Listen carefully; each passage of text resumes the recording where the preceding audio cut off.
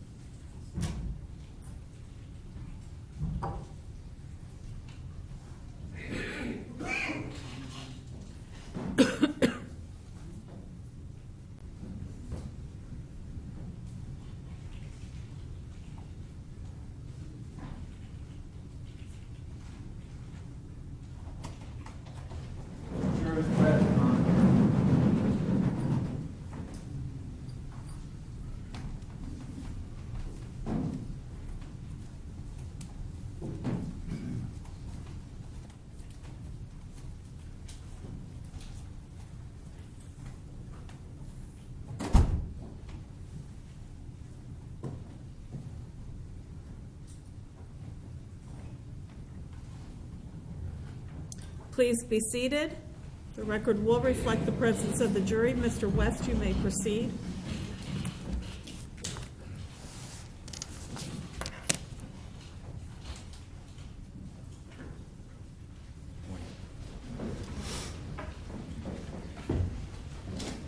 This is a sad case, of course.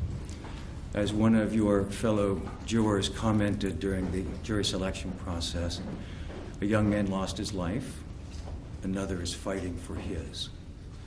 There are no winners.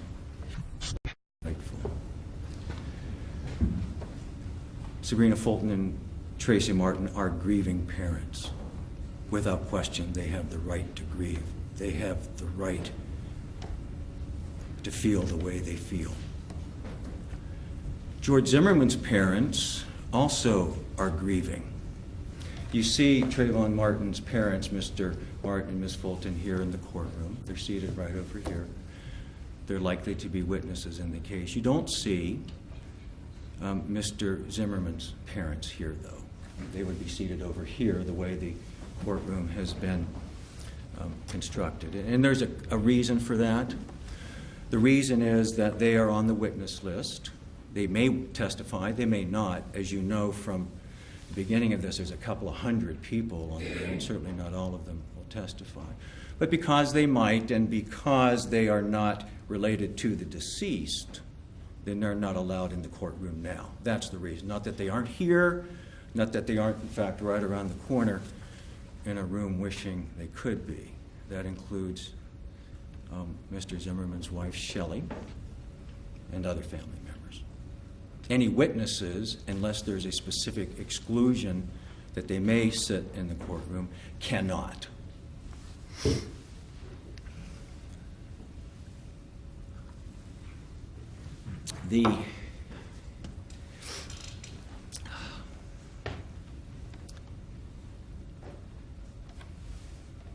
I grew up in a family that had certainly moments of great joy and moments of profound sadness. There's no doubt all of us have had in one form or another. And my mother used to, actually, she still says, if she gets a chance. Objection, Your Honor, as to improper argument during opening statements. Sustained. It's personalizing. It's supposed to be what the evidence will show.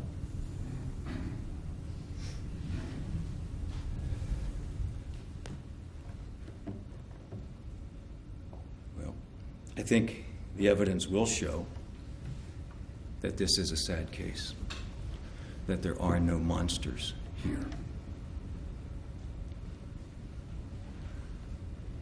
Sometimes you have to laugh to keep from crying.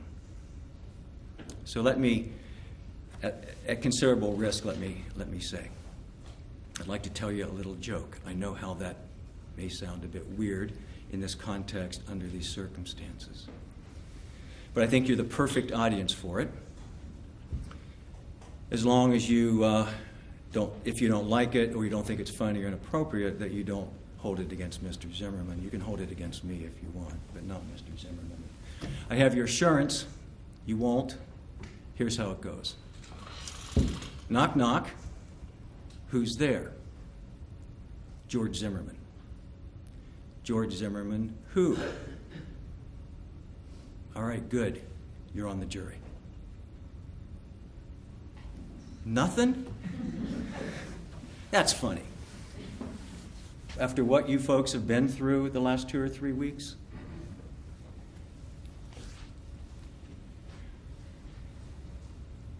Let's get on to, however, the serious business of why we're here.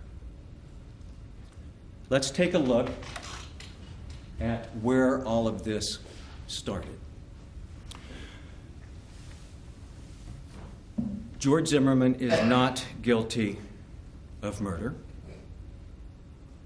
He shot Trayvon Martin in self-defense after being viciously attacked. And here's the evidence that will show you how and why it happened the way it did.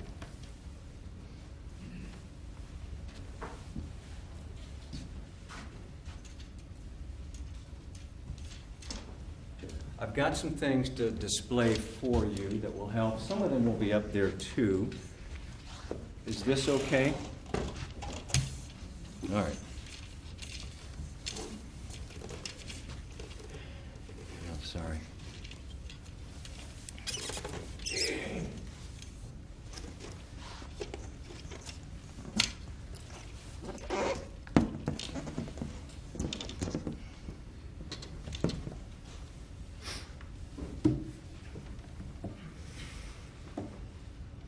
Okay, what you're looking at is an aerial view of the complex in Sanford. It's over near the Seminole Town Center there, called Retreat at Twin Lakes. This is basically the whole thing. Just as a bit of orientation, George Zimmerman lived down here in this area. This street is called Retreat View Circle. Sometimes people use that interchangeably with the complex name. The complex is Retreat at Twin Lakes. This is Retreat View Circle. Here is the clubhouse. You can see the pool right here. This is considered the main entrance. And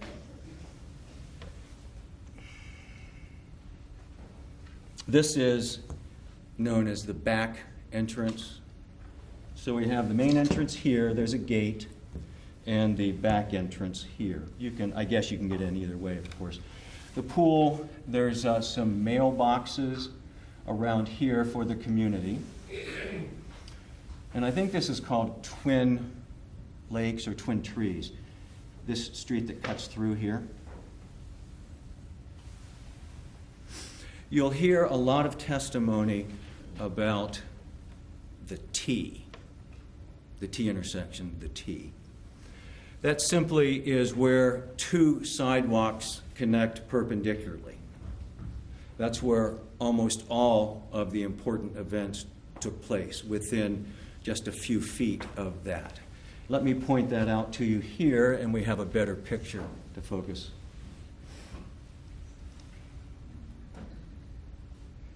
This is it. Sometimes this is called the dog path or the dog walk, and there's the T right here. You can see over here is, again, Retreat View Circle, and this can be a cut through.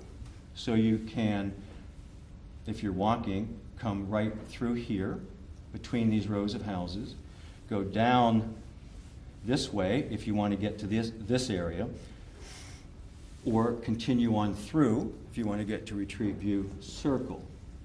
These are the backs of the houses. The fronts facing the street, the backs. They all have patios. They're all basically the same floor plan townhomes.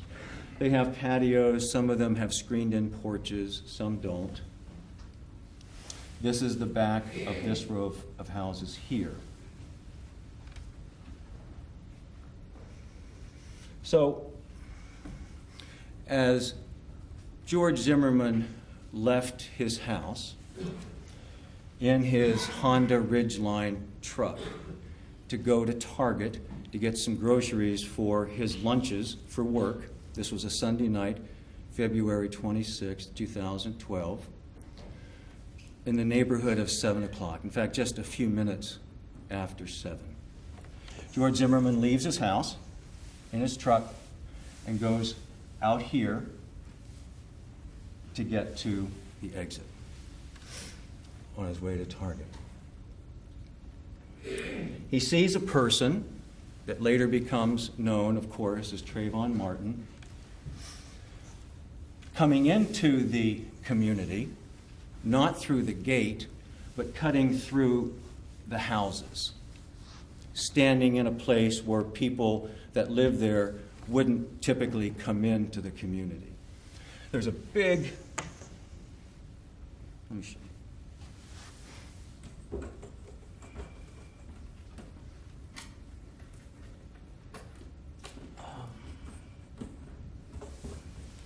Some of these turned out better than others.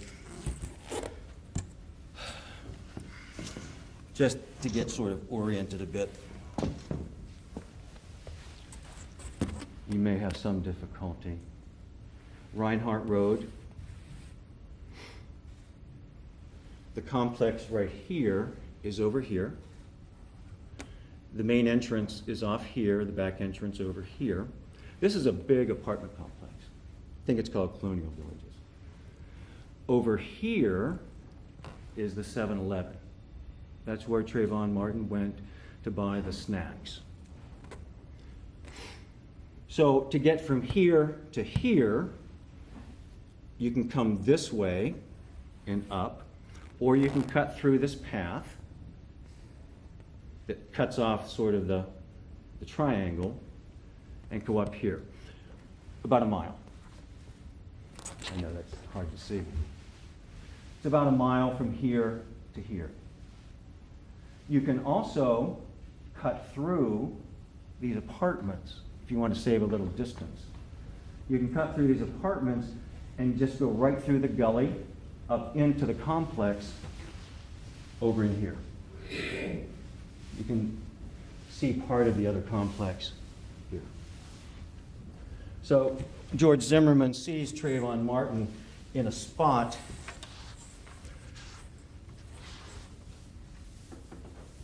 and he caught his attention, caught George Zimmerman's attention.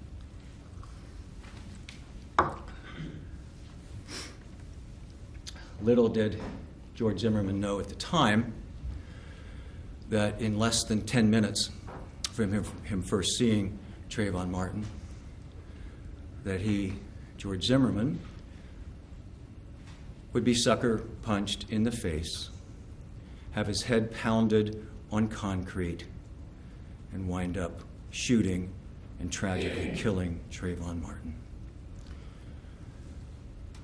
George Zimmerman participated in Neighborhood Watch. The community asked him to do that, to be the liaison with the Sanford Police Department. Wendy Dorval is the person with Sanford that coordinates all of that. She comes out to homeowners upon requests and gives a presentation, PowerPoints, literature. She wants a point person, if you will. Not a captain, a liaison, someone they can email, someone that can help distribute the flyers that she prepares, and to coordinate the Neighborhood Watch effort in the community. Ms. Dorval knew there was increased crime activity in this particular community over the several months prior to this event. There had been a number of burglaries. She can tell by crime mapping that crime was on the rise, that people were stealing things. There had even been a home invasion, and that the homeowners association was interested in forming a Neighborhood Watch. This is late summer, early fall of 2011. George Zimmerman had been active in the community and was asked to help coordinate that. So he did. There's some emails back and forth and such. No patrols were set up. George Zimmerman wasn't patrolling this night or any other night. But people were told if they see something suspicious to phone it in. Call the police. If you think there's a crime taking place, you call 911. If you don't necessarily think there's a crime taking place, but since you are the ears and the eyes of the community and you want to bring the person or the event to the attention of law enforcement, you have a separate number.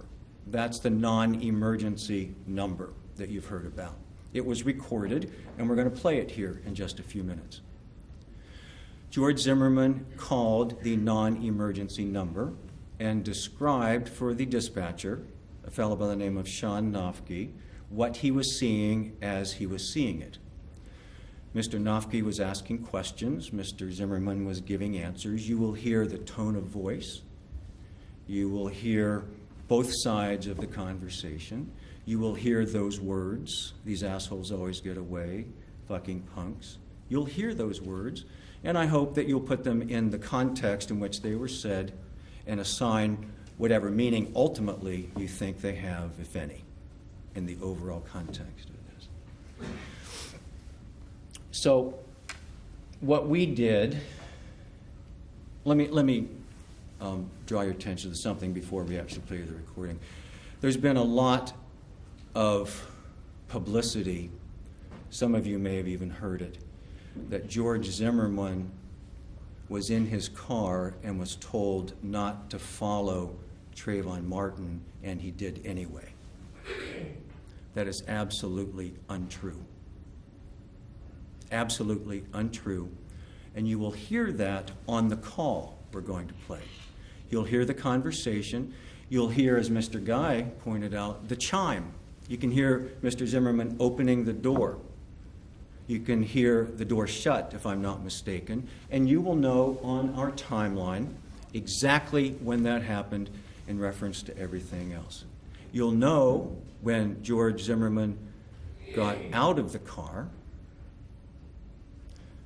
and you'll know what he was doing when the call ended. But there's something else, though, to keep in mind, because we put a little timeline together that shows the sequence of events on the non-emergency call. But we also connected up the call from a woman named Rachel Gentile. Rachel Gentile is a person that has been variously described as Trayvon Martin's girlfriend.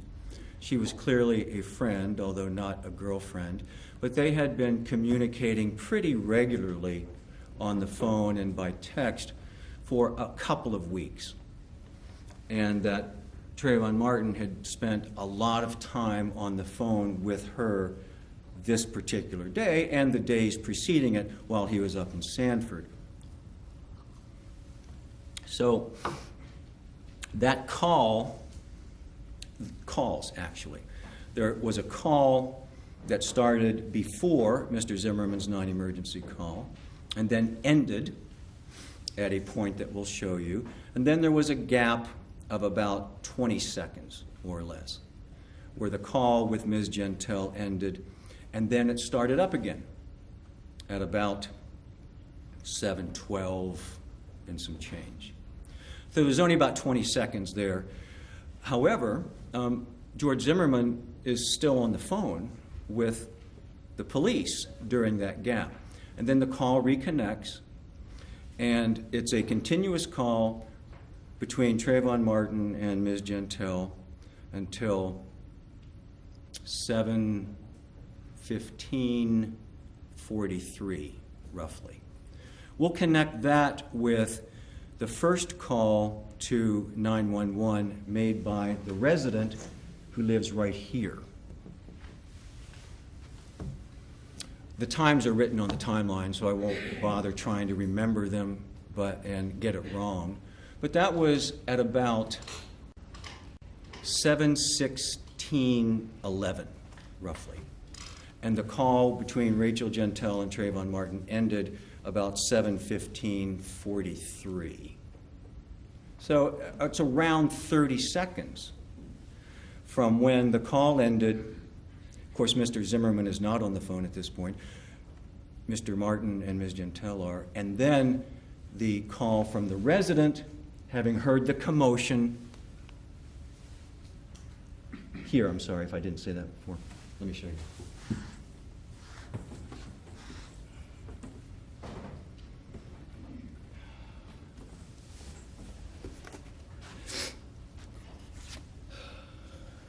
Okay.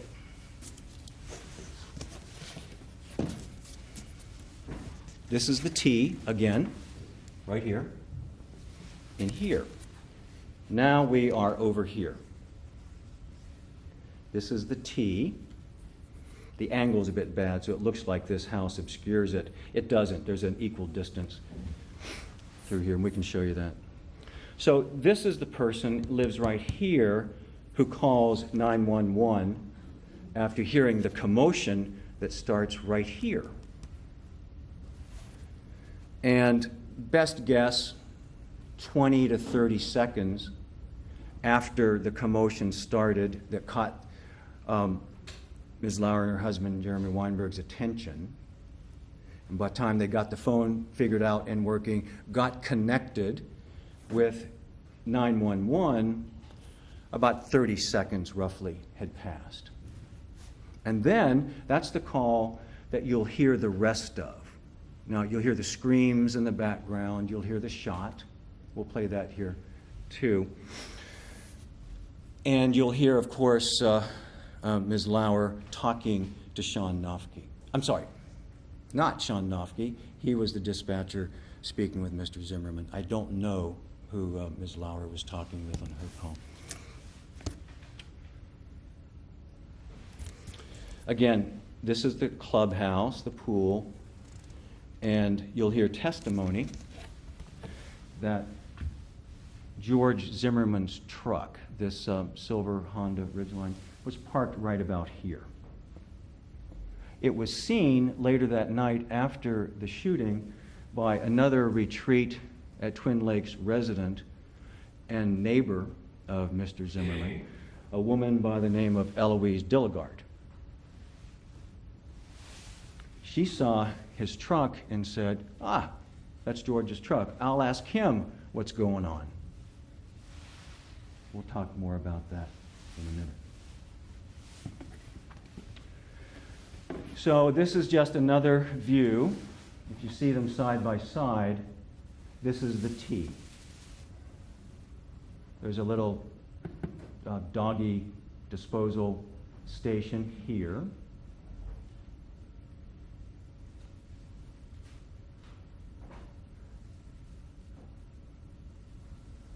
Jonathan Manalo lives on the end. Jenna Lauer and Jeremy Weinberg live here. And right next to them is John Good. He was the eyewitness. He's really the only resident that actually saw much of anything close in time to the shot. And he got a good look. He made a diagram, in fact, of what he saw that night. I'll show you that. He gave a clear description of what he saw, and we'll talk more about that later. So, before I'm done today, I also want to spend some time talking with you about the forensic evidence that's directly connected with the shooting. But before we do that as well, let's listen to the non-emergency call that Mr. Zimmerman made. What I'd like to do is play it from beginning to end without anything else. And then I will like to point to certain parts of it I would ask you to listen to when it comes into evidence and make note of. So it's only, 4 minutes long. Mr. Pinella, if you would help me with that. Center Police Department lines being reports the shots. Hey, we've had some break-ins in my neighborhood, and there's a real suspicious guy. It's Retreat View Circle. The best address I can give you is 111 Retreat View Circle. This guy looks like he's up to no good, or he's on drugs or something. It's raining, and he's just walking around looking about. Okay, and this guy, is he white, black, or Hispanic? He looks black. Did you see what he was wearing? Yeah, a dark hoodie, like a gray hoodie, and either jeans or sweatpants and white tennis shoes. He's here now. He was just staring. Oh, he's just walking around the Looking area. at all the houses. Okay. Now he's just staring at me. Okay, and you said it's 1111 retrieve you or 111? That's the clubhouse. That's the clubhouse. Do you know what he's near the clubhouse right now? Yeah, now he's coming towards me. Okay. He's got his hand in his waistband. And he's a black male. Okay. How old would you say he He's looks? got a button on his shirt. Late teens. Late teens? Okay. Mm-hmm. Something's wrong with him. Yeah. He's coming to check me out. He's got something in his hands. I don't know what his deal is. Okay, just let me know if he does Get an anything, officer okay? over here. Yeah, we got him on the way. Just let me know if this guy does anything else. Okay. These assholes, they always get away. Yeah. When you come to the clubhouse, you come straight in and make a left. Actually, you would go past the clubhouse. Okay, it says on the left-hand side from the clubhouse? No, you go in straight through the entrance, and then you make a left. Yeah, you go straight in, don't turn and make a left. Shit, he's running. He's running? Which way is he running? Down towards the other entrance of the neighborhood. Okay, which entrance is that he's heading towards? The back entrance. Are you following him? Yeah. Okay, we don't need you to do that. Okay.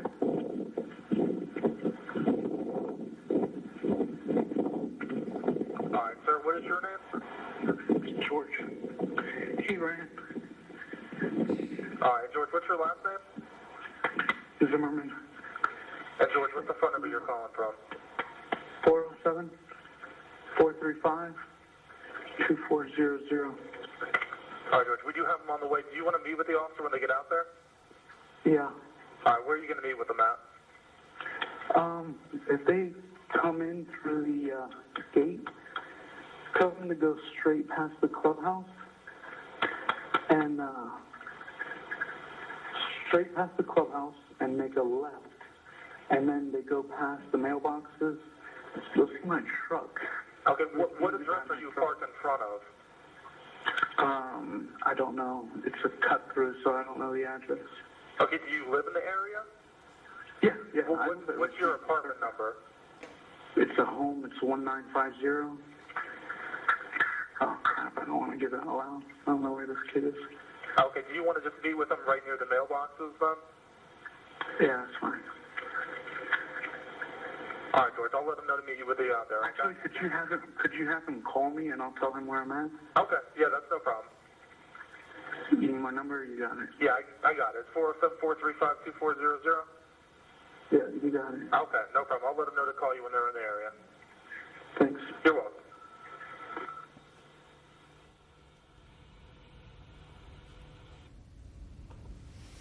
One thing that I failed to mention, and I'll just, before we go back through the actual timeline, is I showed you where George Zimmerman lived. Here we are. Clubhouse, pool, T. And that Trayvon Martin was staying in the neighborhood with his father's girlfriend. Her name's Brandy Green. She has a 12-year-old son, Chad Johnson, I believe, that Trayvon Martin was sort of hanging out with. There were no adults home in that night. It was only 6 o'clock, 7 o'clock, and it was the All-Star game that before that had gotten underway. So, but that's down here.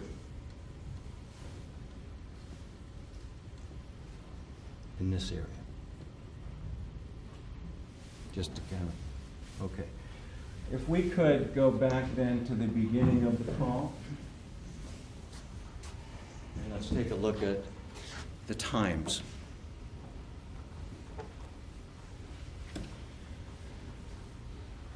I'm sorry, let's, at the very top. The very top of the display. Can you go back to the beginning? You know, I think if you take the button on the bottom and just pull it all the way to the left, you'll get to the front. Yeah, there we go. Now, let's take a look at the times. Stay on that one. Okay, stay. There might be a second or two, depending on where the record came from, but within a second or two of each end, this is George Zimmerman's call to the police. The non-emergency call timeline was connected after he had seen Trayvon Martin at 7:09:34. That's the call with Sean Nofke.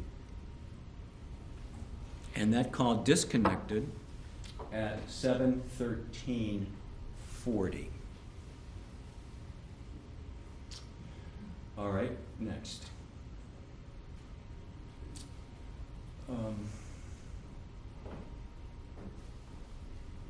I'm looking for the beginning of the call. Yes, right there. This is the sort of the parallel calls connected here. You see that while there had been lots of other calls and a ton of text and all sorts of things that day, the second to last call between Rachel Gentile and Trayvon Martin started at 6:54:16. So that was well before George Zimmerman called the police. And then it ended at 7:11:47. That's what I said a moment ago. We'll tie it up at the end. About 20 seconds later, they reconnected. I submit that 20 seconds won't turn out to matter very much because you'll soon learn that George Zimmerman was on the phone during that entire time with the police. Okay, so let's walk through it just a little bit more. Next. So George Zimmerman says to Sean Nofke, he's just staring at me. Mr. Nofke asks, is near the clubhouse right now? And Mr. Zimmerman says, yeah, now he's coming towards me.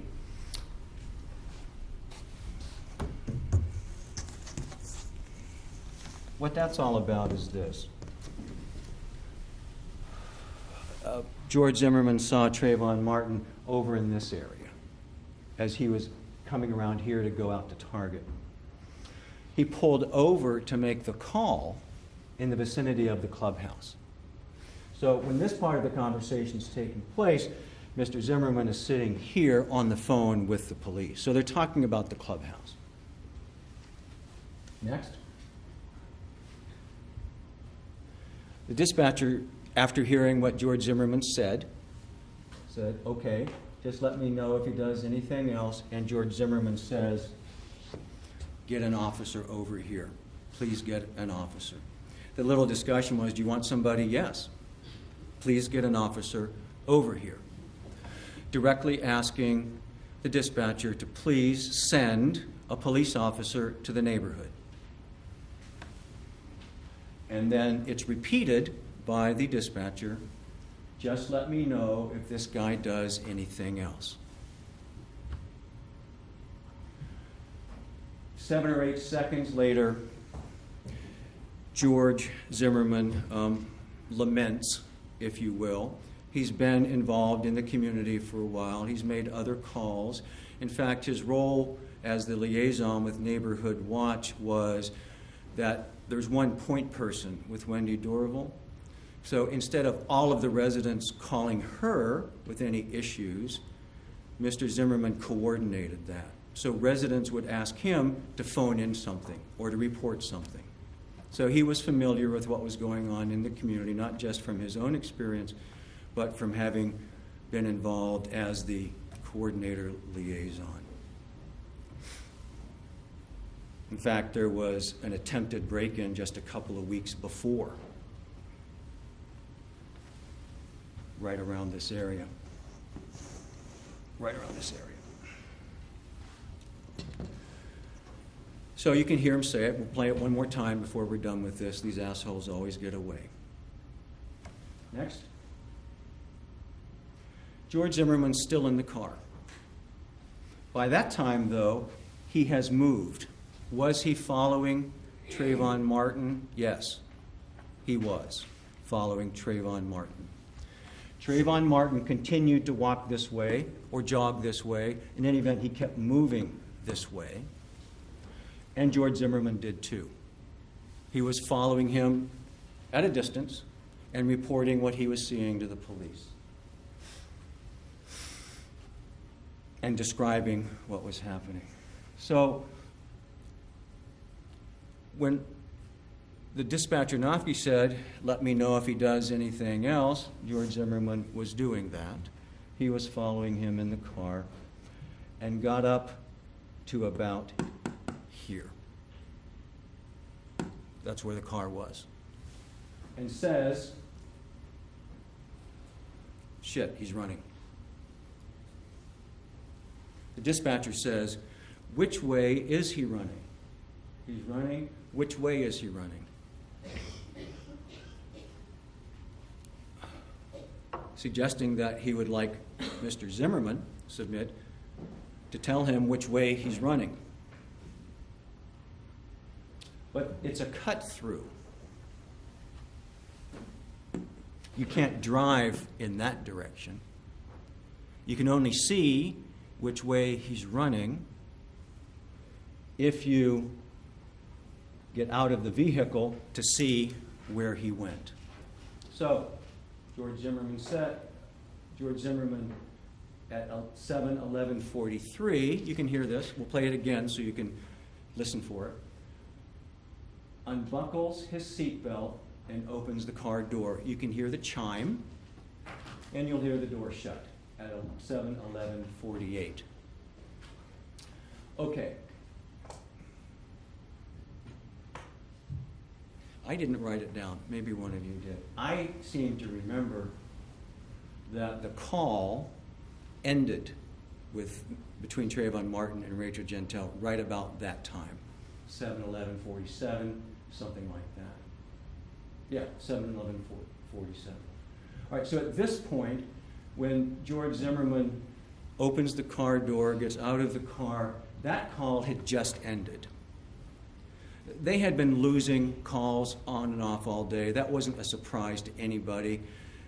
One call the other call back. There's no reason ascribed to this by Ms. Gentile other than they've been having trouble with the system. So the call ends. And then at 11:48, right there, that's when Mr. Zimmerman gets out of the truck and the dispatcher says, "Which entrance is that?" He's headed towards the back entrance. You will start to hear some noise, I think the evidence will show you, in the background that suggests that Mr. Zimmerman is out of the vehicle. Whether it's breath noises, wind noises, how fast Mr. Zimmerman was moving, no suggestion that he was actually running, but you can hear more noise going on, and it's evident from the recording that he's out of the vehicle. So, he says, almost under his breath, "These fucking punks." At that point, Trayvon Martin had been staring at him. He'd approached him. He had his hand in his waistband. And then he took off.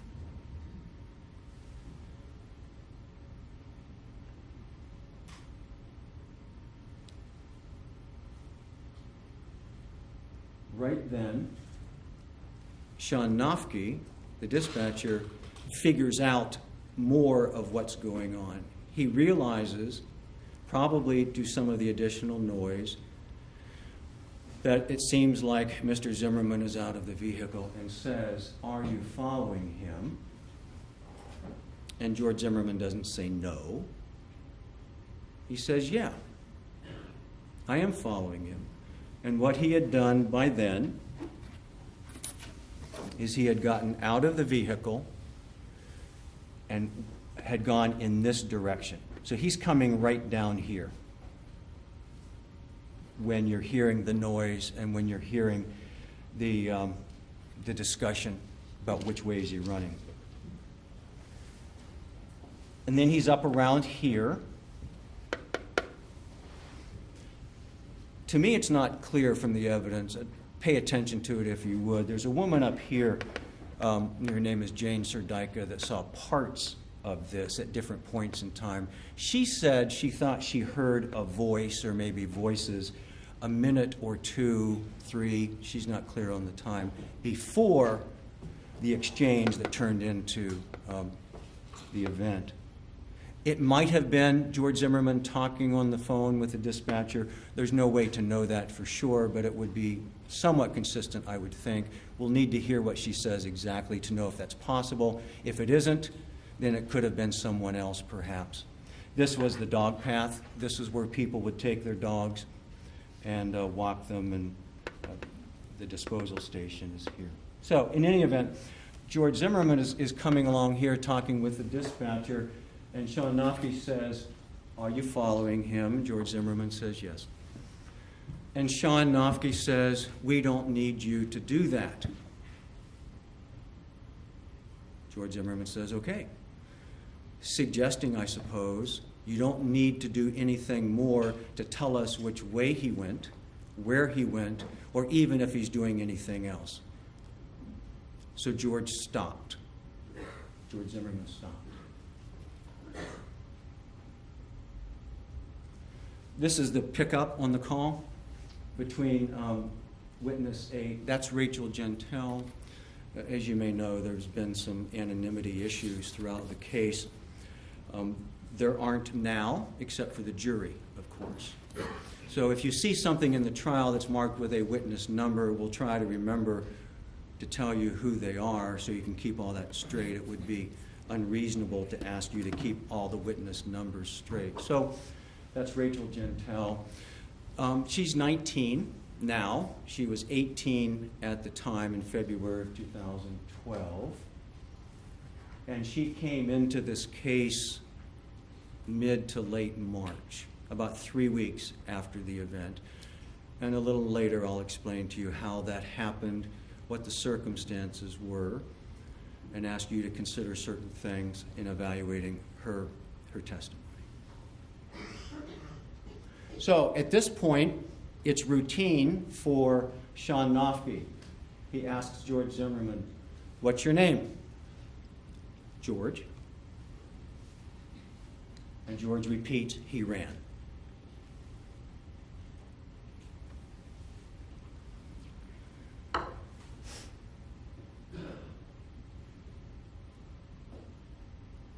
This is a statement made by the dispatcher to Mr. Zimmerman, keeping in mind the police are on their way. Mr. Zimmerman asked a few moments ago to please send an officer, and Mr. Nofke assured that they had. And Mr. Nofke says to Mr. Zimmerman, for sort of orientation purposes, "What address are you parked in front of?"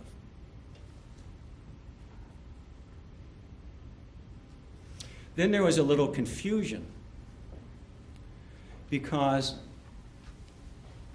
he was parked over here, but there aren't any street signs right here. So unless you actually have memorized the name of the street, you can know where you are. I think we've all done that. We know exactly where we are, but we don't happen to be able to know the name of the street. There's a question whether this is, in fact, I don't know if it's Twin Trees or Twin Lakes. It's one or the other. But this is Retreat View Circle. And it goes all the way around. In fact, George Zimmerman lives on Retreat View Circle down here. So there was some confusion about what address So Mr. Nofke got to the heart of it and said, "Do you live in the area?" Mr. Zimmerman, "Yeah." "Okay, what's your apartment number?" Orienting. So, next. It's a home, meaning a townhome. These are all townhomes, similar design. And then Mr. Zimmerman realizes he just gave, or was about to give, his address out loud. And stops and catches himself because he does not know where Trayvon Martin is. He ran, he lost him, he can't provide any information to the police, which way was he running, or where he is, and he says, "Oh crap, I don't want to give that out. I don't know where this kid is."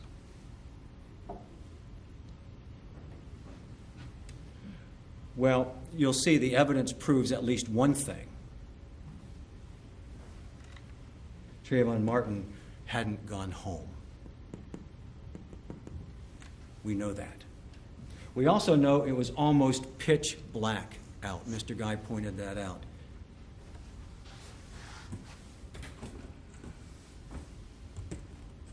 This was a picture taken by one of the investigators for the medical examiners group when they got there. The police had already cordoned off the area, put the the tape up that you see. Taking a picture with a flash.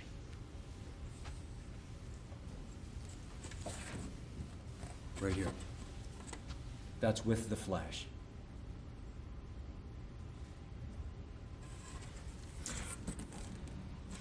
I won't. You can see the building on the corner. You can see some stuff in here. The only point now is it was really, really dark. Now, this was later, admittedly, and we were still talking only 7 in the afternoon, evening in February, but all of the witnesses agreed it was dark. It had been raining all day. It was just plain dark. Sun goes down, 4:30, something like that in the winter. So George Zimmerman says, "I don't know where this kid is. I don't want to give my address out loud." Next. Some more conversation. Well, where do you want to meet the officers? You want to meet them at the mailboxes. Mr. Zimmerman says, "Okay." And then he says, "Well, you have my number, right? This is the era of cell phones. We are immediately in contact. So instead of meeting at a specific location, keeping in mind the mailboxes are over here. Mr. Zimmerman's truck is here. Mr. Zimmerman says, just have him call me. You got my number, and I'll tell you where I am."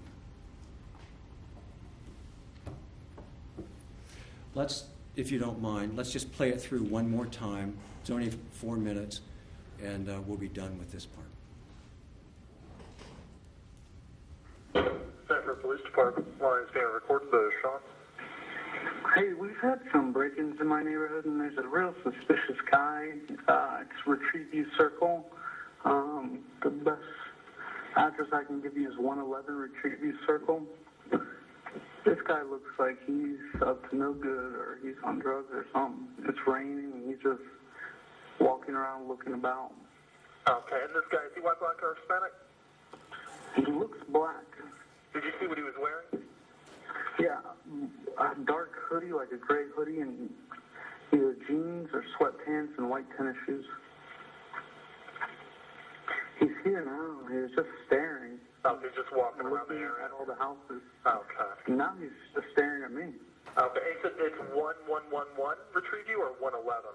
That's the clubhouse. That's the clubhouse. Do you know he's near the clubhouse right now? Yeah, now he's coming towards me. Okay. He's got his hand in his waistband.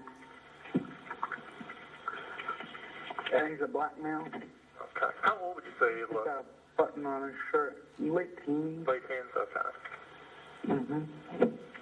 Something's wrong with him. Yeah. He's coming to check me out. He's got something in his hands. I don't know what his deal is. Okay, just let me know if he does Get an anything, officer okay? over here. Yeah, we got him on the way. Just let me know if this guy does anything else. Okay. These assholes, they always get away. Yeah. When you come to the clubhouse, you come straight in and make a left. Actually, you would go past the clubhouse. Okay, it says on the left-hand side from the clubhouse? No, you go in straight through the entrance, and then you make a left. Yeah, you go straight in, don't turn and make a left. Shit, he's running. He's running? Which way is he running? Down towards the other entrance of the neighborhood. Okay, which entrance is that he's heading towards? The back entrance. Are you following him?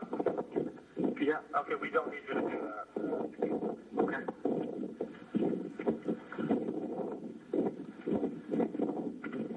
All right, sir, what is your name? George. He ran. All right, George, what's your last name? Zimmerman. And George, what's the phone number you're calling from? 407-435-2400. All right, George, we do have him on the way. Do you want to meet with the officer when they get out there? Yeah. All right, where are you going to meet with them at? If they come in through the gate, tell them to go straight past the clubhouse and straight past the clubhouse and make a left. And then they go past the mailboxes. You'll see my truck. Okay, what address are you parked in front of? I don't know. It's a cut through, so I don't know the address. Okay, do you live in the area? Yeah, yeah. Well, what's your apartment number? It's a home. It's 1950. Oh, crap. I don't want to give it out loud. I don't know where this kid is. Okay, do you want to just meet with them right near the mailboxes then? Yeah, that's fine. All right, George, I'll let them know to meet you with you out there, okay? Actually, could you have him call me and I'll tell him where I'm at? Okay, yeah, that's no problem. You need my number? You got it. Yeah, I got it. It's 407-435-2400. Yeah, you got it. Okay, no problem. I'll let them know to call you when they're in the area. Thanks. You're welcome.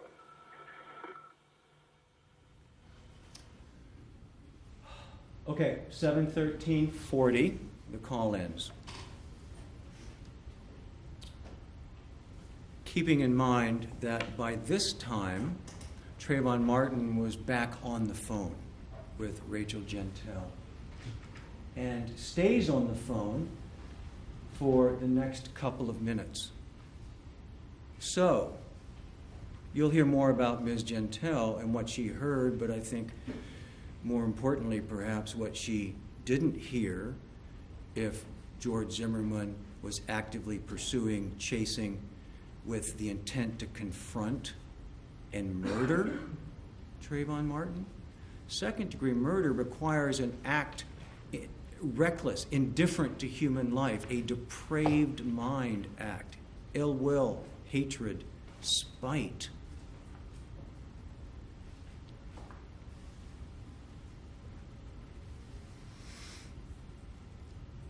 What Rachel Gentile will tell you in her conversation with Trayvon Martin, at the moment that this actually became physical, was that Trayvon Martin,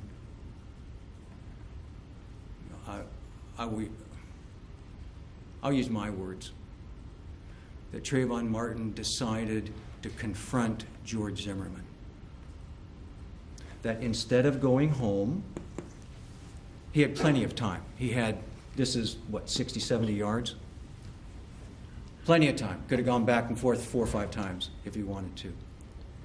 But choosing not to do that, he either left and went back or just hid in the darkness to see about this guy that he thought was following him. And turned to George Zimmerman out of the darkness and said, "Why are you following me?" Or something to that effect. And we know that was pretty close in time to the end of this call. Pretty close. We don't know exactly when. But if you accept what Rachel Gentile says she heard, whether it's accurate or not, whether it was exactly the words, "Why you following me for?" or something to that effect, that's basically the last thing she heard.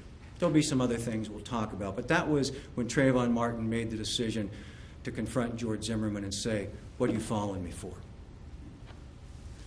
So how does that fit together? I'll show you.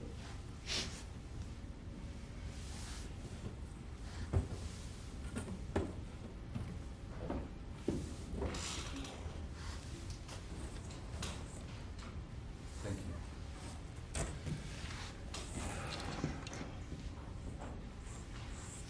you. The T, keep that in mind, the T up here. This is a slide, I guess you'd call it, or a diagram, just for orientation. This is the T. There's the dog thing. As I said before, we were using witness numbers rather than names. And what this shows you is a slide that positions the evidence that was marked, identified, and collected by law enforcement after the shooting.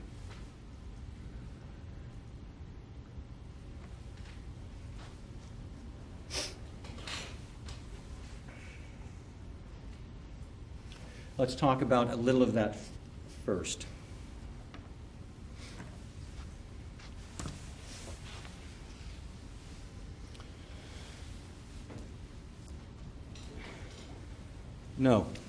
No, let's do this. This is where Jenna Lauer and Jeremy Weinberg lived. Jenna Lauer is the one who made the call when she heard the commotion out here in the neighborhood, in the vicinity of the T. She describes what she heard as some loud voices. She called it a sort of three-part exchange, like an accusatory or confrontation voice, a response, and another one, kind of a three-part exchange. Heard that off to their left. They were watching TV out here. This is screened.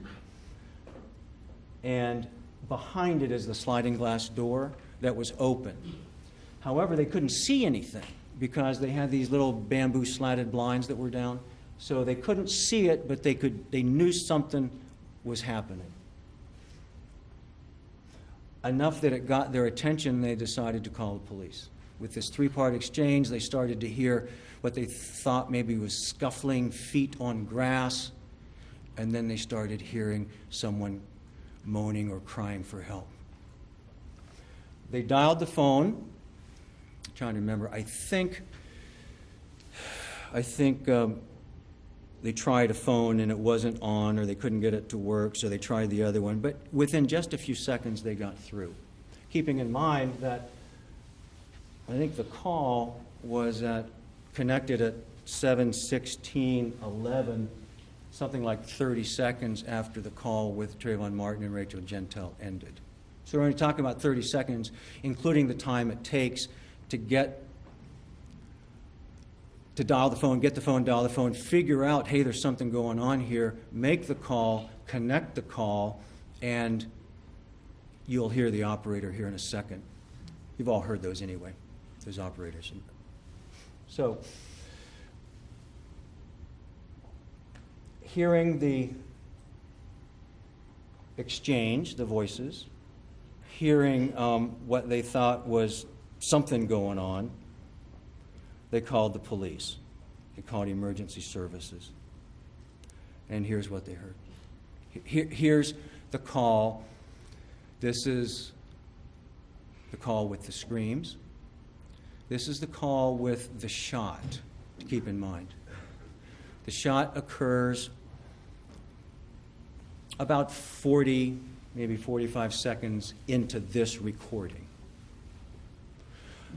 There is a sound, though, that precedes the shot by a few seconds that on first listening sounds like it could be a shot. It's not. There's no mistake, no dispute in this case that George Zimmerman fired one and only one shot. That is proven by forensic evidence. I'll digress for just a moment. The reason we know that, not like he fired once and missed, not like he shot 2 times, as you might think if you hear this. Mr. Guy gave you the answer. Any of you that are familiar with firearms know that you can put an additional round in the gun after the magazine itself is full, simply by putting one into the chamber and then putting another one into the magazine. So if the magazine holds 7, you can actually put 8 rounds in the gun. It's clear that's what happened in this case because the police found 1 shell casing and the magazine still was filled to capacity. So there was only 1 shot, no matter how you look at it.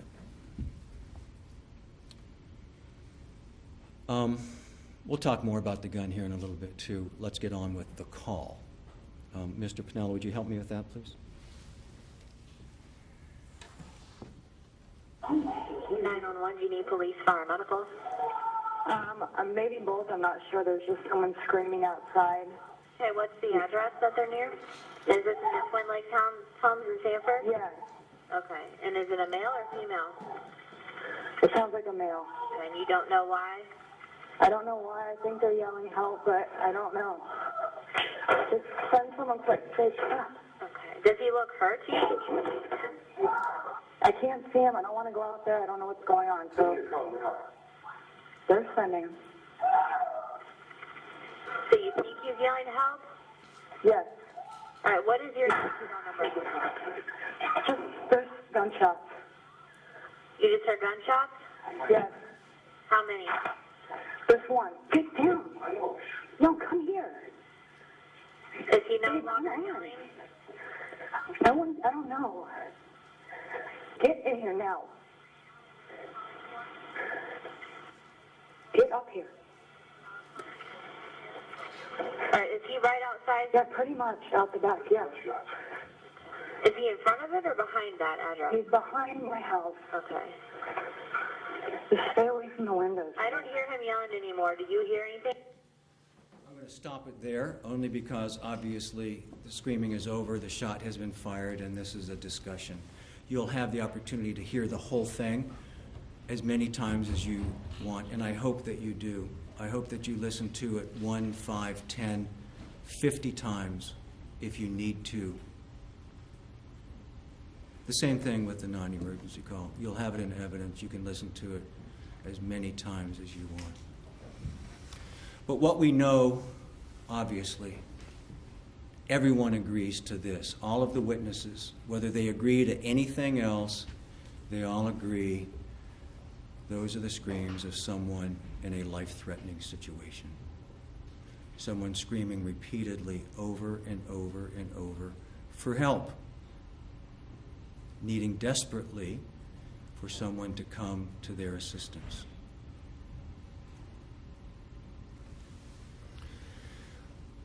It wasn't,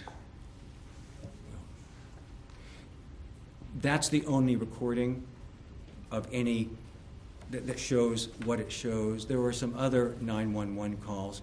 That's the only recording that I can think of that actually has these events on it. It's certainly the best quality, and it's not that great. Why? Because it was recorded on a cell phone in Jenna Lauer's hand inside her unit 20 or 30 or 40 feet away from where the sounds were being made. Cell phone technology isn't designed to capture the full range of sounds. It's designed for people to be able to hear what the other person is saying and to have lots of those conversations going on at the same time. So it has some acoustic challenges, if you will. It may not contain all of the screams, for example. It certainly wouldn't contain anything that's not that loud. But it is what it is. So what happened then, this is a quiet Sunday night, it's raining, quite a few people are home. Other people also hear something going on. This woman up here, her name is Jane Serdyka, heard the voices. She saw some of the scuffle. And she believes that she saw Trayvon Martin and George Zimmerman at the time of the shot. But she's wrong about that. You'll find, I think, in this case that there are well-meaning and honest people that, based upon limited information or preconceived notions or biases, mean well but just somehow get it wrong. I'll tell you why for just a second, then we'll go on. The reason she got it wrong is that she saw what she thinks was George Zimmerman on top of Trayvon Martin at the time the shot was fired.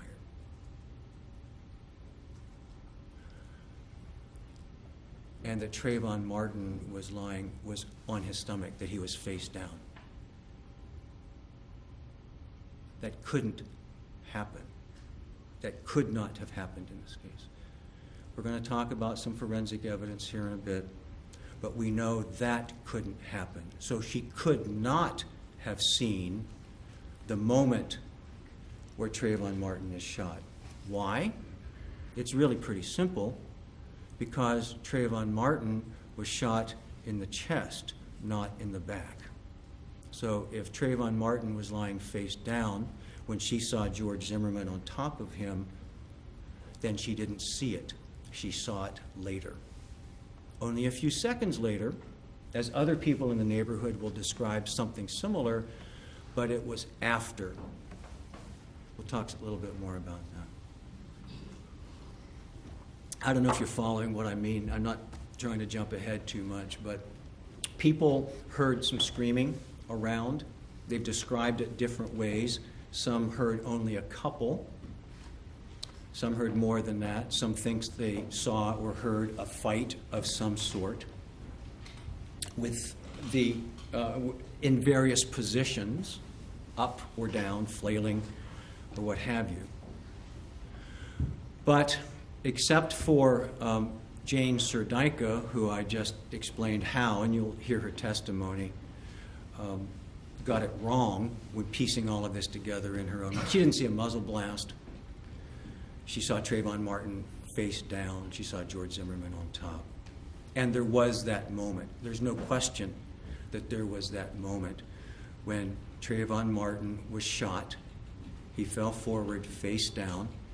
George Zimmerman was underneath him, and within a few seconds, 2, 3, 4 seconds, basically switched positions. And when you hear the shot and you figure out what that's all about, and you go outside to look, if it takes you 2, 3, or 4 seconds, that's the image that you see. That's what you see. George Zimmerman on top of Trayvon Martin with his hands pressed down on him. 2 or 3 people saw that. And they did see it. They're right. It's just that it was after the shot. There is someone, though, who actually saw Trayvon Martin and George Zimmerman together before the shot, just moments before the shot. You could probably piece it together, I don't know, 10, 15 seconds maybe before the shot. The reason you can piece it together is he also called 911. So you can connect up some of the dots. You can figure out when the shot took place. You can figure out when the calls were made, and then roughly figure out when in this sequence he saw what he saw. I'll leave that to you, but I'm going to suggest it's probably 15 seconds, 10, 15 seconds. But here's what he saw, and here's who he is.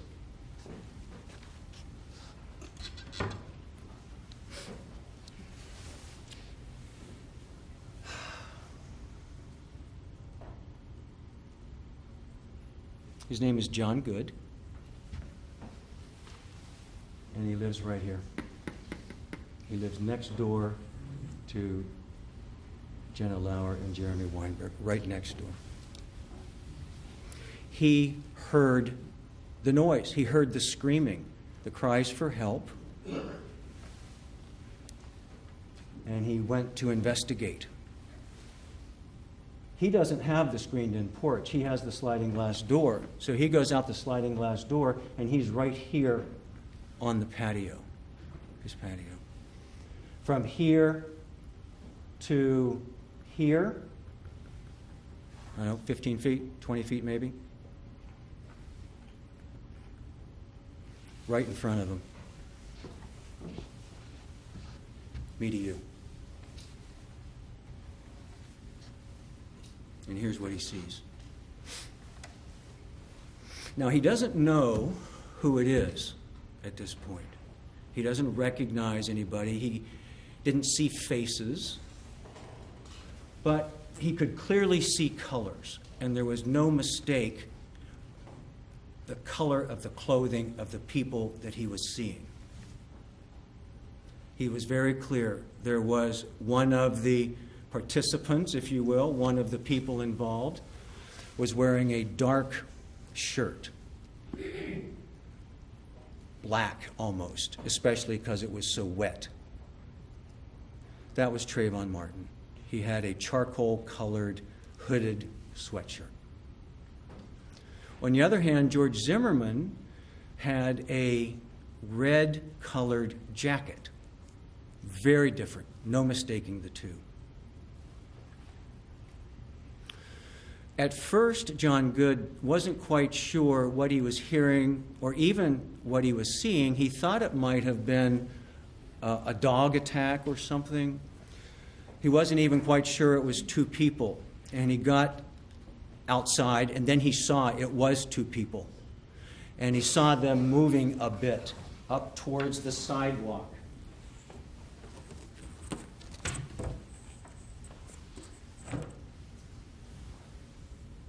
He saw a person that he described as the one with the black top mounted on the person with the red shirt. Mounted is a term used in mixed martial arts, fighting. Some of you know more about that than I do, no doubt. Mounted is when you straddle the person around their hips. They are pinned underneath you. They are essentially helpless. He saw Trayvon Martin with the dark-colored shirt mounted on George Zimmerman. He saw George Zimmerman in the red-colored shirt on his back. He described what he saw in the same terms of this mixed martial arts vernacular.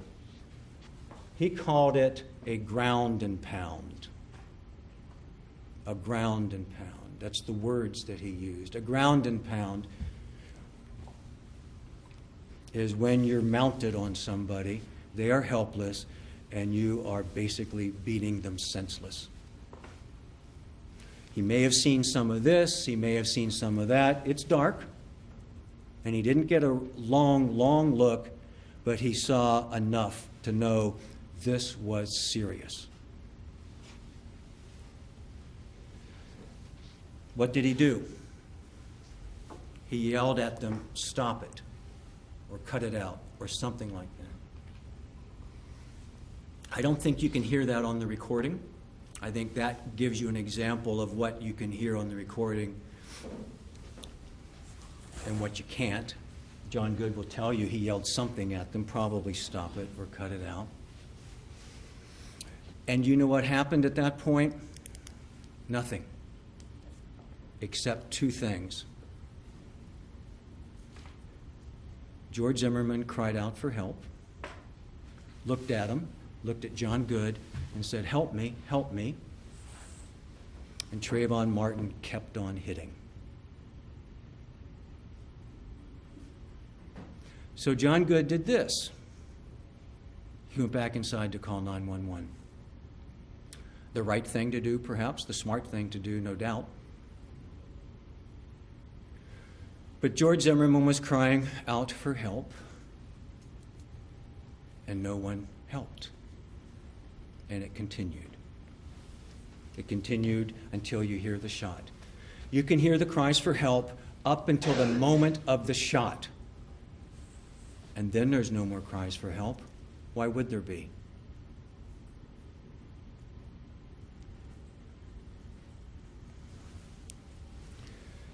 So, there was enough commotion, enough people heard these yells,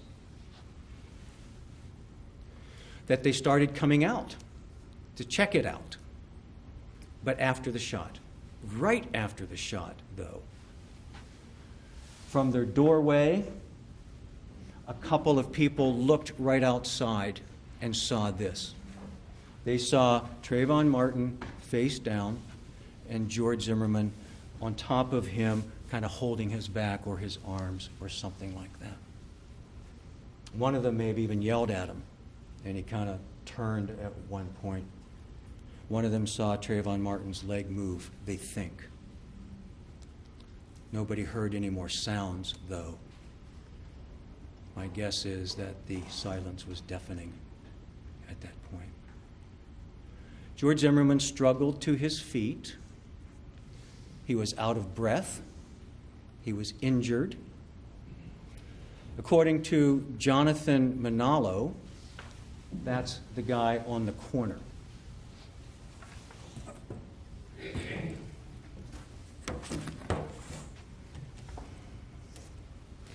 Right here.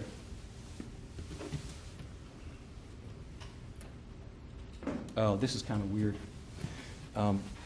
It's right here. This is a shadow or something because of the angle. Jonathan Manalo lives on the corner. This is the T. This is where John Good lives. This is where Trayvon Martin's body was, right in front of John Good's house. Jonathan Manalo comes out. He hears the commotion. His wife hears the commotion, actually. He says, well, just leave him alone. Don't get involved.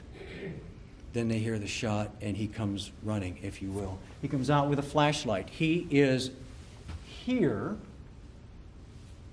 within seconds. And what does he see? What he sees is George Zimmerman as I'm staggering.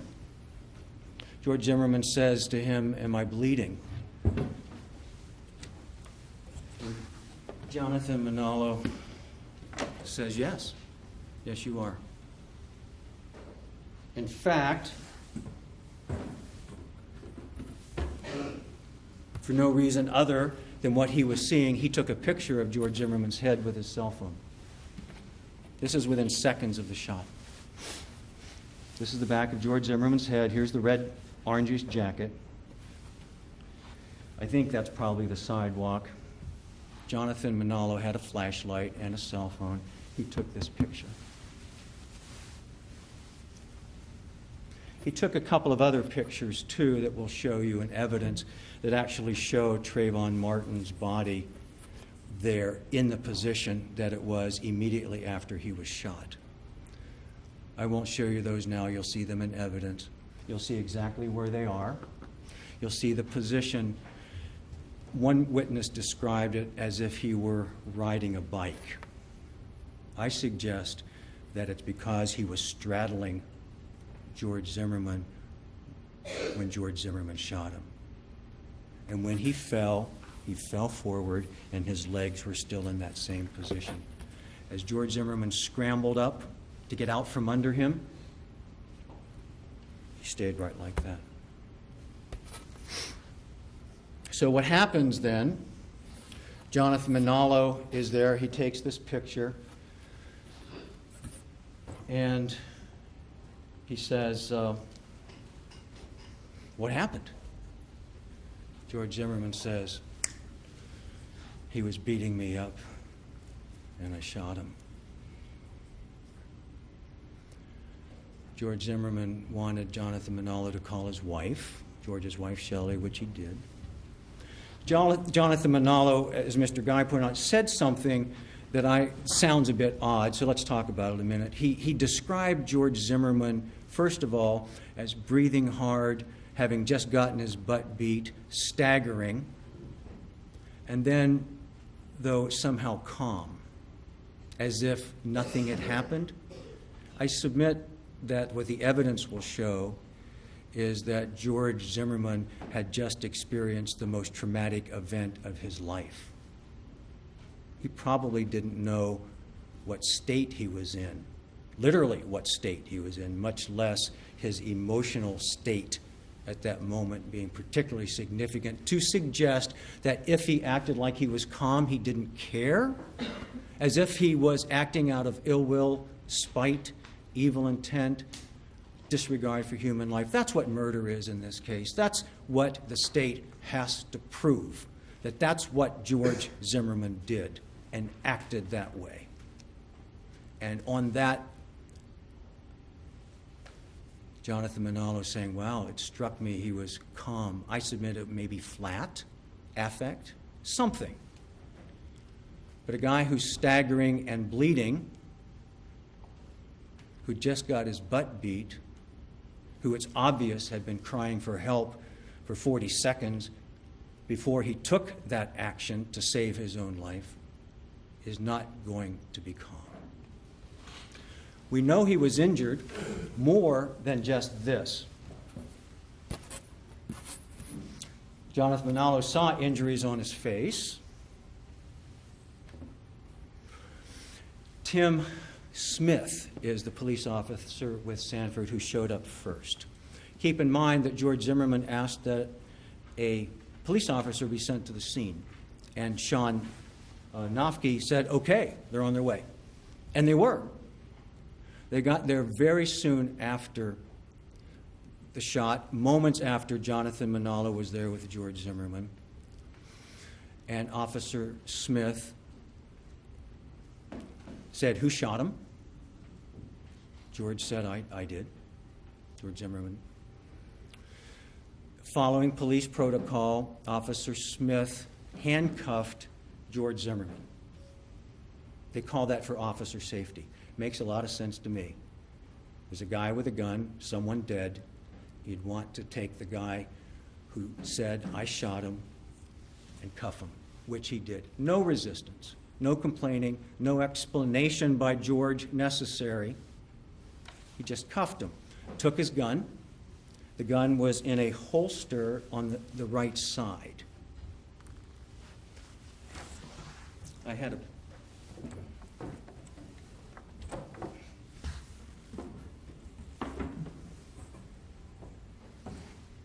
Somebody keeps moving my stuff. Sorry. I'll describe it for you. It was a little inside the waistband holster. Thanks. So here's the holster. No big deal. It fits inside the waistband like this. Here's a picture of the holster itself that was in evidence. Here's a picture of the gun. As Mr. Guy said, it's a Kel-Tec 9mm semi-automatic, double action only handgun. That's important in the sense that it doesn't have an external hammer. You can't cock it and then pull the trigger. Double action, you pull the trigger, the hammer goes back and then forward. It has an extra strong trigger pull as a result of that. It's designed to be carried loaded, and in that position. It doesn't have an external safety, if you will. The way George Zimmerman was carrying the gun was the way it was supposed to be carried. We'll talk more about the gun in a minute. But, in fact, the training that George Zimmerman got from his friend, the Federal Air Marshal, was exactly what George Zimmerman did. It was the kind of gun that was recommended to George Zimmerman, the double action only, round in the chamber. It's safe as long as you're responsible. We'll talk about gun responsibility too before we're all done. However, Tim Smith,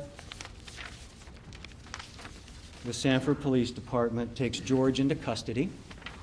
He gets the gun, the holster. This is the magazine that had the bullets in it. And takes him over to the patrol car while they sort things out.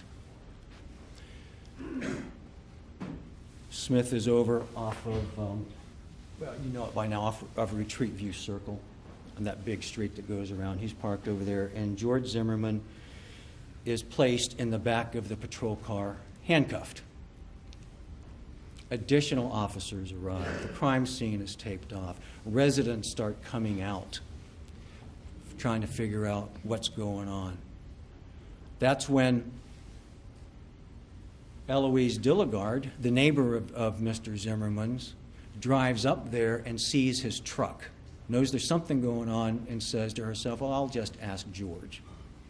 So in the meantime, George Zimmerman's in the back of the patrol car, and Ms. Lauer is asked to identify him. Can you identify anybody? And she doesn't want to go see this person that just shot someone. So she says, take a picture. That's to Mike Wagner. Mike Wagner's on the scene. He's with the Sanford Police Department. It's too early. Crime scene isn't there yet. They don't have all of their equipment. They're just starting to get a handle on this. So Officer Mike Wagner takes a cell phone and takes a picture of Trayvon Martin's face. By then, other officers had turned Mr. Martin's body over. CPR was started. Tragically, there was nothing that could be done. Indeed, the shot did penetrate the heart, the right ventricle, massive bleeding, death, loss of consciousness very soon, death not too long thereafter. So Wagner took a picture of Trayvon Martin's face, and then he went over and took a picture of George Zimmerman's face, not to document his injuries, but so he could show the picture to residents, any other witnesses that might be there, to say, do you know who this guy is? Nobody knew who Trayvon Martin was. They wouldn't have had this picture at this point.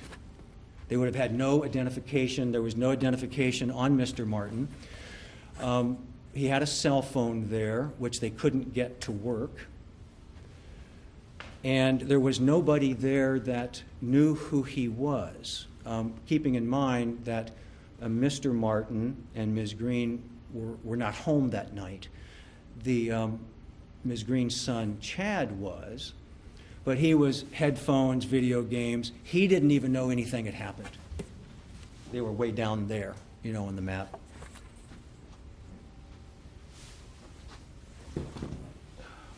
Way down. He lived down here. Didn't even know this was going on. So no one was able to identify who Trayvon Martin was, but not for lack of trying by the police.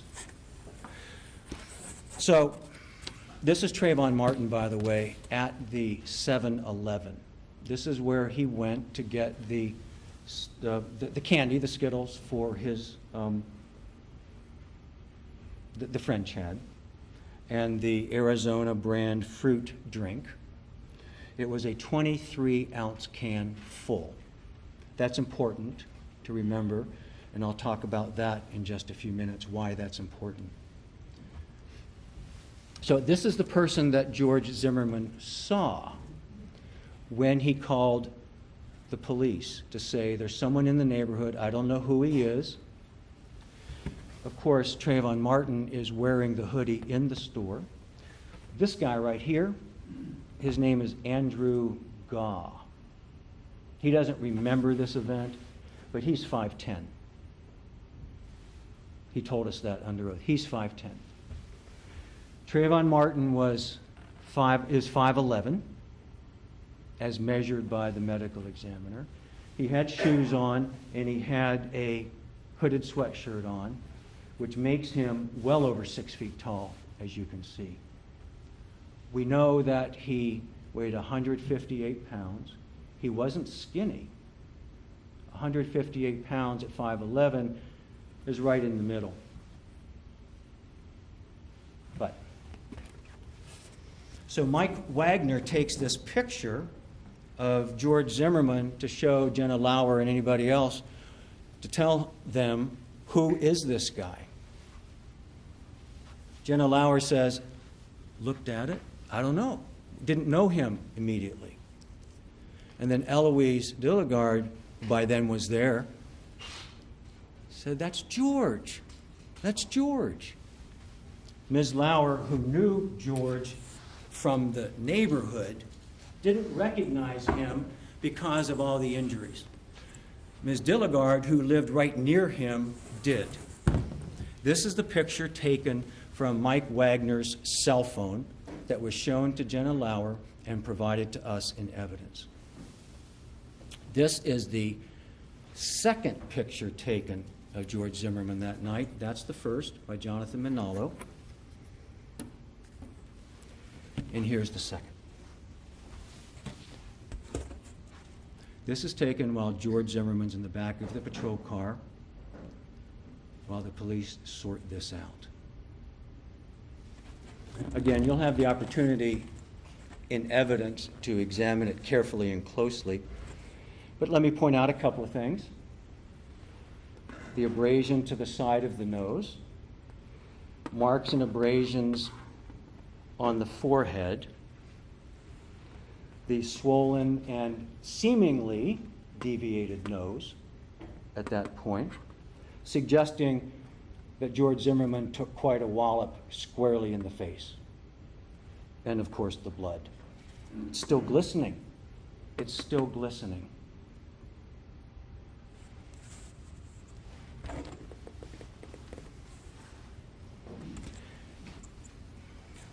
George Zimmerman cooperated fully. We went to the police department that night. He answered all their questions as many times as they wanted, as many days as they wanted. He had just taken tremendous blows to his face, tremendous blows to his head. But he didn't ask for a lawyer. This is such an incredible case that the man who shot and killed Trayvon Martin is fully cooperative, doesn't ask for a lawyer day after day, takes any test is offered, answers any questions, goes back as many times as they ask, never asks for a lawyer. Yet it seems as though about half the witnesses in the case have lawyered up. Remarkable. Never seen anything like that. So George Zimmerman stays at the Sanford Police Department that night in custody for several hours. During that time, he's interviewed. I submit to you it was unfortunate. Well, I'll back up. The paramedics, of course, came to the scene, and as soon as they attended to Trayvon Martin, they then attended to George Zimmerman. They cleaned him up, if you will. They needed to see what injuries he had. He was covered in blood. So they used peroxide and what they do to clean it up. They saw the lacerations on the back of his head. They saw the nose and the blood. And they talked to Mr. Zimmerman. He seemed pretty well oriented. Mike Brandy is the paramedic that was there, who suggested to law enforcement, after all, Mr. Zimmerman's in custody. He doesn't get to make decisions at this point. Mike Brandy, the paramedic who examined Mr. Zimmerman, said, I think he should go to the hospital. You know, he's had head trauma. He's obviously injured. And the police said, well, we'll deal with it. You don't need to transport him. We'll take care of it. It didn't happen. I'm not complaining about that particularly, because pretty soon thereafter, Mr. Zimmerman was taken to the police department. There's video that shows him in the Sally Port, they call it. That's where you come in a secure area, get out, go upstairs. There's video everywhere. You can see him. You can't see much on his head at that point, although you can on close inspection, because he'd been cleaned up by the paramedics. He goes upstairs. In the meantime, Diana Smith, who is the crime scene person, is at the crime scene.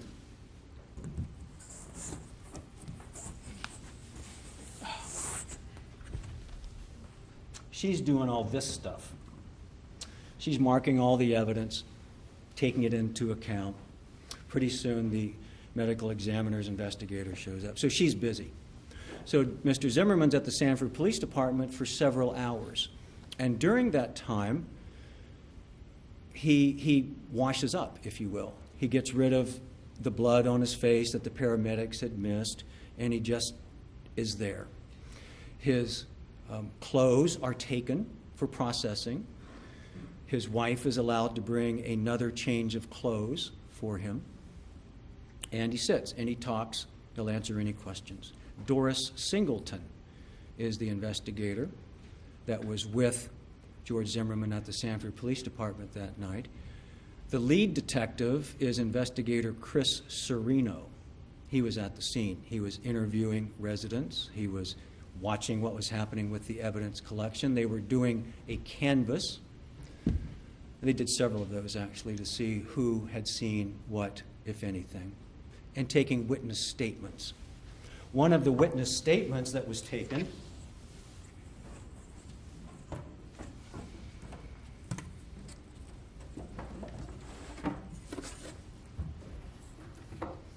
was John Good.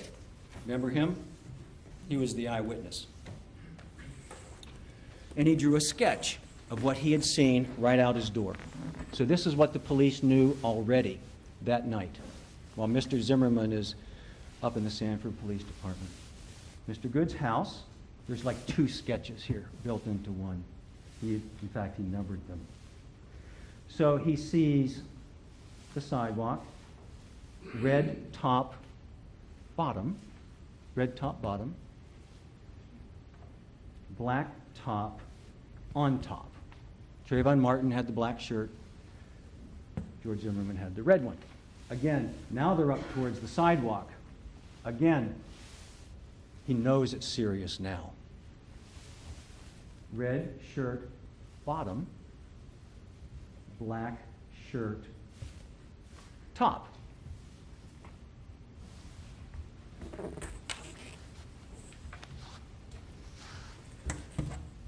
So George Zimmerman is at the Sanford Police Department in custody, being interviewed, waiting for something to happen.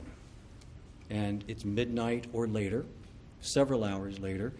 Diana Smith is doing the crime scene work. That's represented here. We'll talk about that in a minute.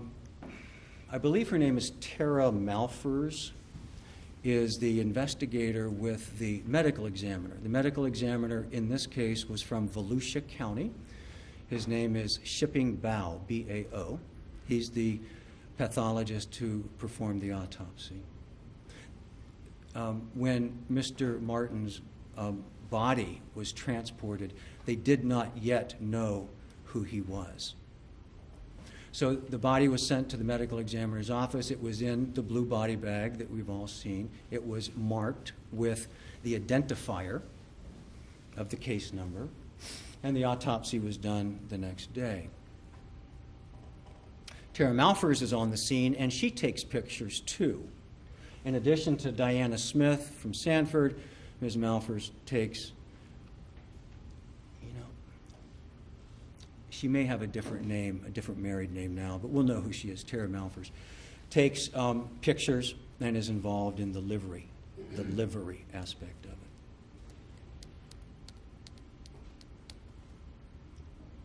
In the meantime, George Zimmerman's at the Sanford Police Department. Around midnight or so, Diana Smith is done at the scene. Evidence has been marked and collected. It will be then submitted to the lab for processing of all sorts of processing. That's the forensic evidence part of this. And she goes to the Sanford Police Department. She takes pictures of the gun, showed you those, and she takes lots of pictures, I think it was 30 or so, of George Zimmerman. By then he'd been all cleaned up and several hours had passed, So it's not nearly, of course, as dramatic as these, but you can clearly see the cuts in the back of the head. You can see more of the sort of abrasion, what do they call it? Punctate abrasions, for those of you with some medical background, on his scalp. But what you can really see in these pictures that you'll have in evidence are the lumps, the big knots on each side of his head, consistent with having his head slammed into concrete. What's slammed? Well, obviously you can take someone's head and hit it so hard once that they could lose consciousness or die, fracture their skull. Or through resistance or something else, you might not be as successful as you want to be, but you still have impact, and it's evident that George Zimmerman's head impacted a hard surface like concrete. Indeed, the state's consulting expert agrees that his injuries, the lumps on his head, are consistent with his head having impacted concrete. We have a medical examiner. He's an eminent, distinguished pathologist. His name is Vincent DeMaio, from Texas. He's the expert on gunshot deaths. But he's also a qualified pathologist in trauma, and he'll tell you the same thing. Yeah, he had his head banged pretty hard on cement. That shakes things up. It affects thinking. It can lead to concussion or, of course, depending on how significant the trauma, death. But when you get your bell rung, stuff happens.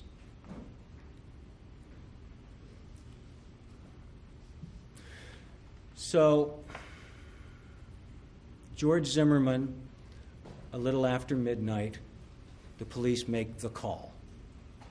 The call is this: we're not going to keep you at the police department. We're not going to arrest you yet. We're going to sort this out first. He had the injuries, the pictures, the statement, the diagrams. So they decided to let him go home. So he did. He and his wife, Shelley, and their friend, Mark Osterman, went home to Mark Osterman's house, as I recall. Mark Osterman is the federal air marshal that I mentioned, who has been a licensed law enforcement officer forever.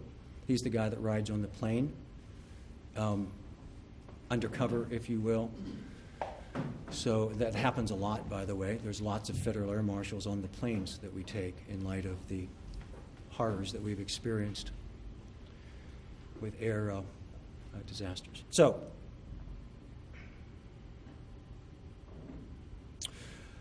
George Zimmerman decides to go to work the next day to tell them that he wasn't going to be able to go to work.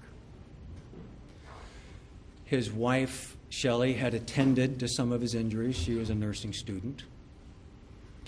The swelling had gone down, bandaged it up, and Mr. Zimmerman went to work to check in. He worked at the time and had worked for a while at a company called Digital Risk. Pretty big company. In fact, they're huge now. They do loan investigations or forensic examinations of loans. I don't understand it, but I think what happens is if there are defaulted loans, they ask this company to look into it and see if there's any obvious monkey business. Was there monkey business by the applicant or maybe by the mortgage company? And see if there's something that they can do to back out of someone having to pay off this defaulted loan. So that's what he was doing. It was a paperless job, lots of people working around him, and he liked them, they liked him, they cared for him. Remarkably, none of them knew he had a gun, except for one guy that used to be a police officer. And he went in. When he was seen by Laura Williamson, she was stunned at his appearance. She described him as emotionally and physically beaten. He tried to tell her a little bit about what happened, and he was crying. He teared up. She was powerfully moved by that. He was waiting to talk with Ron Driggers. Ron Driggers was the HR person that Mr. Zimmerman wanted to talk with to say, I've been in this event, I'm going to the doctor. Mr. Driggers also saw the injuries, the black eyes. You know, that doesn't happen immediately. The black eyes, all of that stuff that was going on, bandages and such. And Mr. Zimmerman then did go to the doctor. He went to the Altamont family practice and spoke with a physician's assistant that had seen him, named Lynn Folgate. Mr. Guy mentioned her. And she examined him. She thought the nose was probably broken, although there wasn't a clear septal deviation.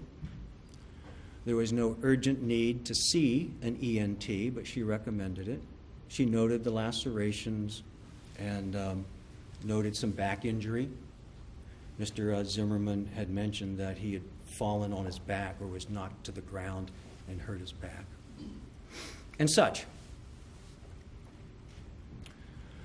They didn't have an x-ray machine there suitable for the nose, so no x-ray was taken. It was suggested, as I mentioned, that he go to see an ENT. He didn't. He continued to heal and continued to cooperate. In fact, later that day, he met with the Sanford Police Department for this video reenactment that you've heard about.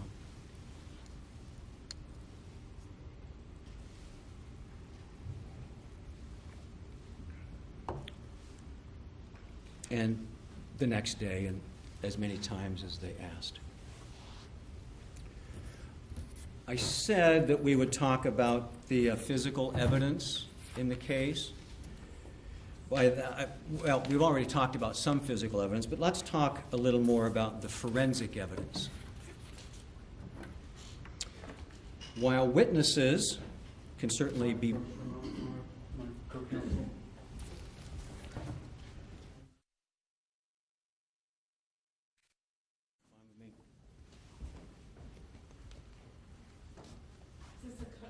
A good time to take a recess? Okay, ladies and gentlemen, we're going to recess for lunch. Lunch is waiting back there for you, and we will be back. It is at 1:30 to proceed. In the meantime, if you'll please put your notes face down on the chairs, Deputy Jarvis will collect them and lock them up during our lunch break. During the lunch recess, please do not discuss the case amongst yourselves or with anybody else. You may follow Deputy Jarvis back into the jury room.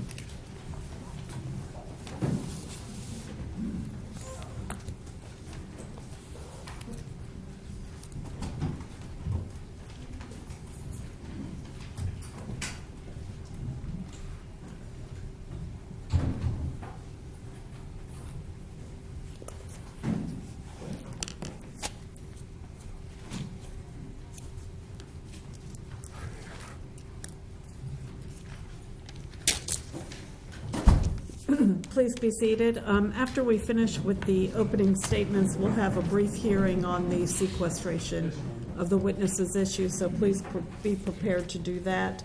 Court will be in recess until 1:30.